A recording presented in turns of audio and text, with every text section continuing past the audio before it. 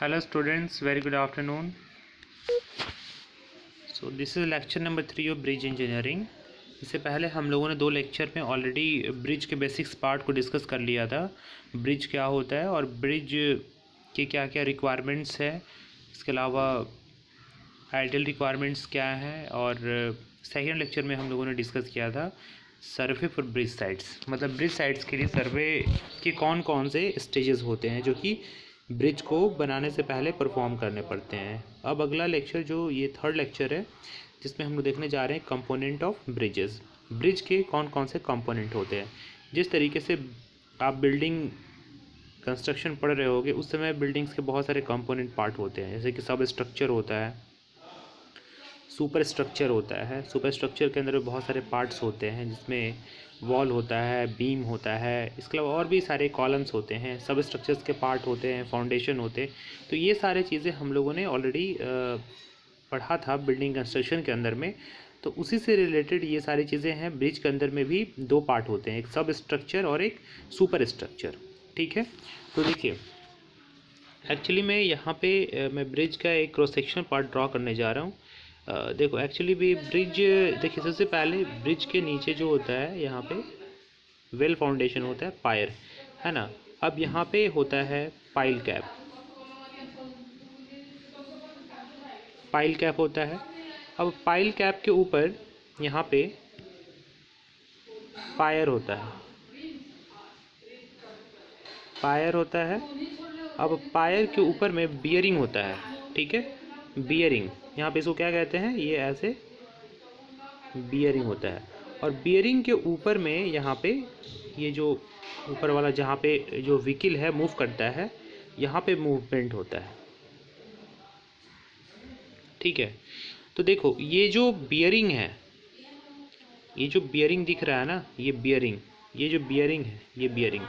तो bearing, bearing से नीचे, ठीक है, up to the level of bearing कह सकते हैं हम लोग, मतलब इसके नीचे या आप नीचे से लेकर के उसके बियरिंग के लेवल तक, कहाँ तक, ये जो बियरिंग है। बियरिंग के फंक्शंस के बारे में आगे हम पढ़ेंगे, अभी सिर्फ ये समझिए बियरिंग है। बियरिंग का काम क्या होता है कि जो हमारा ब्रिज है उसके ऊपर सुपर स्ट्रक्चर है उसको प्रॉपर वे में क्या करें, बैलेंस करके रखे, मतलब उसको क्रैक करने से या फिर रैप करने से, मतलब उसमें क्या करता है, ये ट्रांसलेशनल और रोटेशनल मूवमेंट को प्रोसीड करता है। इसके लिए वहाँ पे बियरिंग दिया जाता है।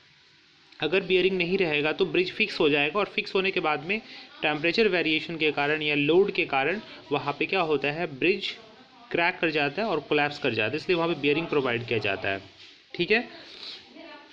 तो देखो जैसे कि बिल्डिंग के अंदर में भी क्या होता है, फाउंडेशन होता है और फाउंडेशन के ऊपर पाइल कैप होता है, जैसे कि यहाँ पे भी पाइल कैप है, ये पाइल कैप होता है। और पाइल कैप के ऊपर में हम क्या बनते हैं, प्लिंथ लेवल बनाते हैं, और प्लिंथ लेवल के ऊपर में अपना सुपर स्ट्रक्चर का जो पार्ट है, जैसे कि कॉलम है, वॉल है, ये सारी चीज़ें हम खड़ा करते हैं उसी तरीके से।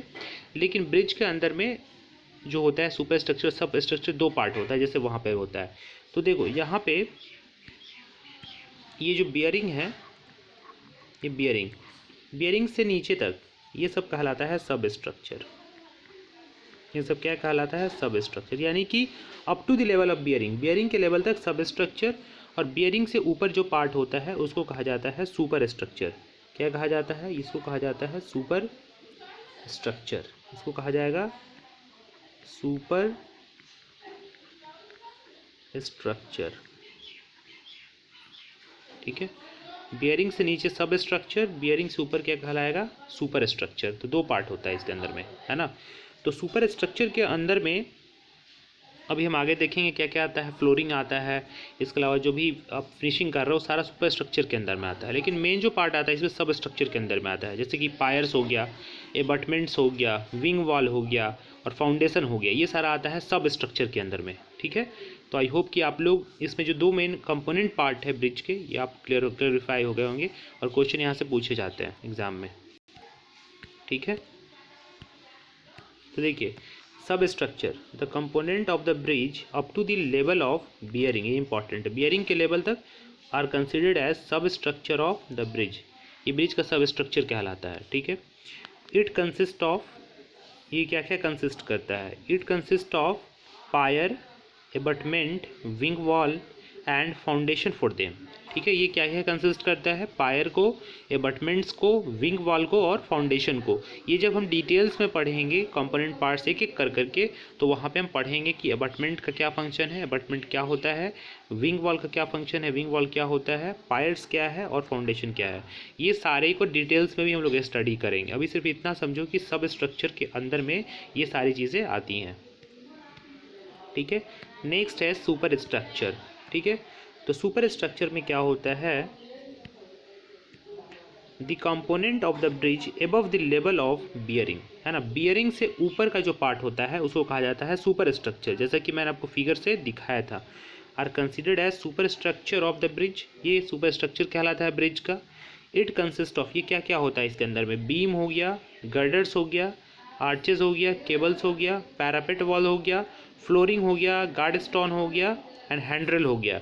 ये सारी चीज़ जितने भी आप देखते हो, बीम रहता है या गडर्स देखते हो, बड़े बड़े लोहे के जो गडर्स होते हैं, ये सुपर स्ट्रक्चर के पार्ट होते हैं। या आर्चेज हो गए या केबल्स हो गए, पैरापेट वॉल जो कि सेफ्टी पर्पस के लिए दिया जाता है, फ्लोरिंग हो गया, गार्ड स्टोन हो गया एंड हैंड्रेल हो गया। हैंड्रेल मतलब जो पकड़ने के लिए किनारे किनारे होता है, रेलिंग टाइप से। ये सारा जो पार्ट है ये सुपर स्ट्रक्चर के अंदर में आता है, ठीक है। अब देखिए यहाँ पे एडजॉइनिंग स्ट्रक्चर, ये क्या है, मेन पार्ट आपका सब स्ट्रक्चर सुपर स्ट्रक्चर है, लेकिन ये थर्ड एडिशनल पार्ट है जिसको कहा जाता है adjoining structure. The component of the bridge like approaches, approaches क्या होता है, पहुंच पथ कहा जाता है। जैसे कि ब्रिज पे पहुंचने के से पहले जो भी आपका जो रोड कनेक्ट करता है, रोड जो ब्रिज को कनेक्ट करता है, उसी को कहा जाता है अप्रोचेस। आप देखना कहीं भी ब्रिज पे जाओगे तो वहाँ पहले में अप्रोच लिखा रहेगा, वहाँ पे पहुँच पथ, मतलब ब्रिज को कनेक्ट करने के लिए जो रोड वहाँ पे बनाया गया है वो कहलाता है पहुँच पथ, यानी अप्रोचेस कहा जाता है। Guard stone, bearing, river trailing, ये ट्रेनिंग वर्क है, ठीक है। रिवर ट्रेनिंग वर्क आप लोगों ने पढ़ा है इसके अंदर में, हाइड्रोलॉजी एंड इरिगेशन के अंदर में। वर्क लाइक गाइड बंड, एप्रोन, ईटीसी और एडजॉइनिंग स्ट्रक्चर, ठीक है।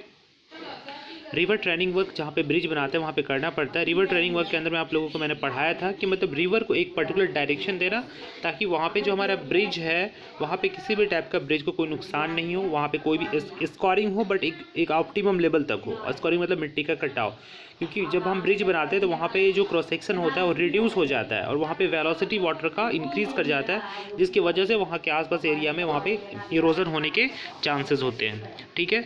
तो ये सारी चीज़ें हैं। अब हम देखते हैं अप्रोच ब्रिजेस के बारे में, अप्रोचेज ऑफ ब्रिज, जिसको पहुंच पथ कहा जाता है। इसको क्या कहा जाता है, पहुंच पथ या फिर अप्रोचेस कहा जाता है। मतलब ब्रिज को कनेक्ट करने के लिए जो भी वहाँ पे रोड बनाया गया जो कि कनेक्ट करता है ब्रिज को, उसे कहा जाता है पहुंच पथ। क्या कहा जाता है, पहुंच पथ कहा जाता है, ठीक है। देखिए द स्पैन और span connecting the abutment with the main span और स्पैन इज कॉल्ड अप्रोचेस। मतलब जो एबटमेंट है connecting the abutment with the main span, यानी कि एबटमेंट को जो मेन स्पैन से कनेक्ट करता है उसे कहा जाता है अप्रोचेस, ठीक है। Important points in connection with the approaches, important points क्या क्या है अप्रोचेस को कनेक्ट करने के लिए, है ना।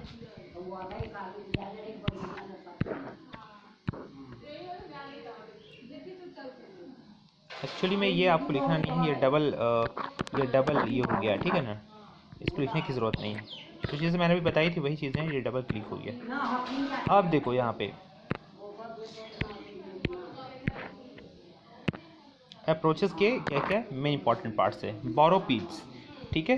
If the approaches is in filling it is to be seen that the boropeds are not very near to the embankments as there are chances of flow being developed which may even endanger the safety of the embankment proper। यानी कि अगर आपका जो approach है feeling में है, कहाँ पे है, फीलिंग में है, तो वहाँ पे बोरोपीड्स जो होना चाहिए, ये मतलब जो आपका विकनिटी है यानी जो साइड है जो आपका ब्रिज बन रहा है उसके नज़दीक में नहीं होना चाहिए, क्योंकि वहाँ से अगर आप बोरोपिट यानी कि वहाँ पे आप मिट्टी को निकालते हैं तो वहाँ पे कोलैप्स होने का डर रहता है। इसकी वजह से आपका जो स्ट्रक्चर है, जो एम्बैंकमेंट है यानी जो बांध आपने बनाया है वो खतरे में हो सकता है, ठीक है। नेक्स्ट है construction. It is always preferable to have approaches in embankments rather than cutting, ठीक है। देखो ये क्या प्रेफर किया जाता है कि हमेशा जो है हमारा जो इम्बैकमेंट, जो हमारा अप्रोचेज है वो इम्बैकमेंट में हो, ठीक है, कटिंग के बजाय, मतलब कटिंग नहीं होना चाहिए वहाँ पे, एक्सकैवेशन नहीं होना चाहिए वहाँ पे, फिलिंग होना चाहिए, ठीक है, इनके इम्बैकमेंट होना चाहिए, यानी बांध होना चाहिए। In case in cutting single span और सस्पेंशन ब्रिज इज एडोप्टेड, जहाँ पे कटिंग है वहाँ पे सिंगल स्पैन ब्रिज या फिर सस्पेंशन ब्रिज वहाँ पे एडोप्ट किया जाता है। तो soil use for filling embankment is correctly selected. जो हम सॉइल लेंगे फिलिंग करने के लिए वहाँ पे मिट्टी को, वो क्या होना चाहिए, करेक्टली सिलेक्टेड होना चाहिए, मतलब जो उसका प्रॉपर्टी है सॉइल का, ड्राई डेंसिटी है, मॉइस्चर कंटेंट है, स्पेसिफिक ग्रेविटी है, ये सारी चीज़ उसको प्रॉपर में टेस्टिंग करने के बाद ही हम वहाँ पे सॉइल को डालें। Cost, cost of the construction of approaches is considered to the part of the bridge project itself, है ना। देखिए कोस्ट ऑफ जो कंस्ट्रक्शन है अप्रोचेज का, वो ब्रिज का जो प्रोजेक्ट है उसके अंदर में होता है। Curvature, if they are situated on curvature it should be smooth and easy. अगर ब्रिज आपका कर्वेचर में जनरली होता नहीं, बहुत कम जगहों पे कर्वेचर होता है, हम जितना ज़्यादा से ज़्यादा कोशिश करते हैं कि वहाँ पे कर्वेचर को अवॉइड करें, फिर भी अगर है तो वहाँ पे स्मूथ एंड ईजी होना चाहिए, प्रॉपर वे में वहाँ पे सुपर एलिवेशन प्रोवाइड किया जाना चाहिए, ठीक है। Extension of bridge, for providing better substructure to approaches the bridges is extended into the bank for some distance, ठीक है। the extended portion however may not have same type of superstructure as bridge proper, ठीक है। कहने का मतलब है कि extension of bridge,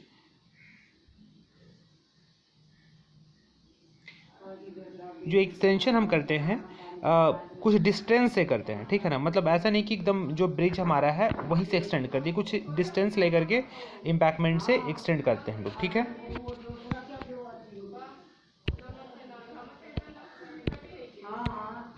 gradient, they should not have gradient, ruling gradient generally 1:80 to 1:20 gradient is specified, ठीक है, ये स्पेसिफाइड है। जनरली ग्रेडियंट नहीं होना चाहिए, अगर जनरली है भी तो रूलिंग ग्रेडियंट वहाँ पे 1:80 to 1:20 स्पेसिफाइड है वहाँ पे, ये दे सकते हैं। अब देखिए joint wall, the embankment of approaches should be carefully joint with the bridge and it is desirable to construct joint wall in between. कहने का मतलब है जो आपका इम्बैकमेंट यानी जो बांध है अप्रोचेज का, ये क्या होना चाहिए, केयरफुली ज्वाइंट होना चाहिए ब्रिज के साथ में, ठीक है। Maintenance, they should be in such a way that consist of minimum maintenance, मतलब ब्रिज का जो मेंटेनेंस है वो मिनिमम से मिनिमम होना चाहिए, कम से कम होना चाहिए, ठीक है। Width and length, width and length, the approaches should be abnormally be made wider than the bridge। जो अप्रोच होता है, जो पहुंच पथ होता है, वो आपका ब्रिज से वाइडर होना चाहिए, मतलब उससे ज़्यादा उसका विड्थ होना चाहिए, ठीक है। As per IRC the approaches should have at least a minimum straight length 13 metre on either side of bridge, मतलब ब्रिज के दोनों साइड में जो स्ट्रेट लेंथ होना चाहिए इंडियन रोड कांग्रेस के अकॉर्डिंग वो 13 मीटर होना चाहिए, ठीक है। 13 मीटर मतलब ब्रिज के दोनों साइड में, मान लो ये ब्रिज है तो ब्रिज के दोनों साइड में जो पहुंच पथ होना चाहिए, जो अप्रोचेज होना चाहिए, वो 30 मीटर लेंथ का दोनों साइड से होना चाहिए, ठीक है।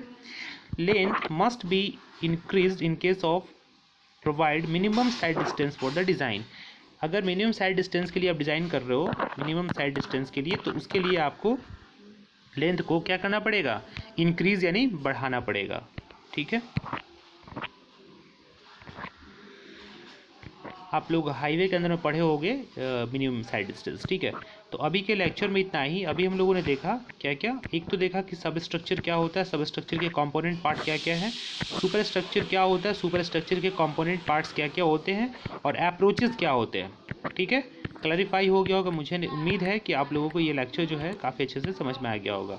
मैं एक बार फिर से एक फिगर बना करके आपको दिखा देना चाहता हूँ। जैसे कि देखो ब्रिज के बारे में मैंने आपको बताया था, ब्रिज में क्या होता है, एक तो नीचे में हो गया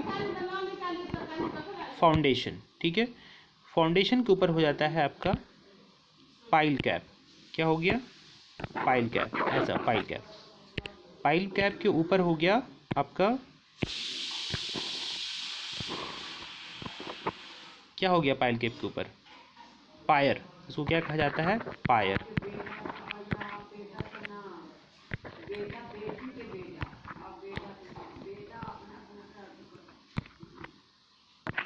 फाउंडेशन, ये क्या हो गया, पाइल कैप।